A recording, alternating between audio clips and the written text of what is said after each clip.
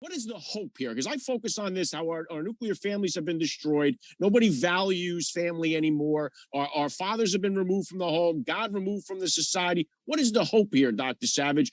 How do we get this thing back on? I know you talk about borders, language, and culture. I focus on the culture part of the family unit. What is the hope? How do we get our family units back together in this country again? Well, you won't like this answer. Poverty is a great teacher. We have too much excess in this country. Everything's for free.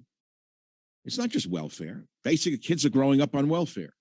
They're like welfare recipients from the household. Everything's too much food, so they now can reject food as all poisonous unless they eat some vegan diet grown in a test tube somewhere in Sweden by Greta Thunberg or whatever. You know what I'm saying?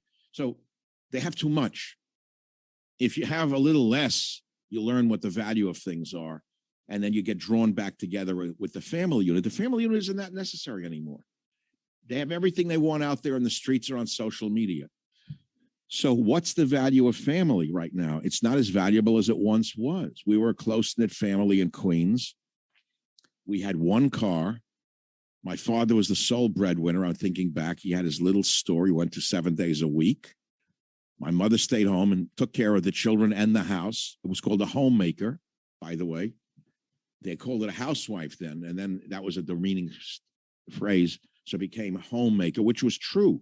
She made the home. But I remember once asking a rabbi years later about being a husband, and he said to me something funny. He was old school, old world, hardly spoke English, and he said, to me, the word husband means house band.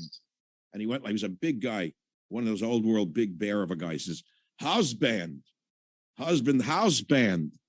I'll never forget that. He's supposed to keep it all together. House band. It's a good one, isn't it? It's a good phrase. Wow. Yeah, I've never heard that one.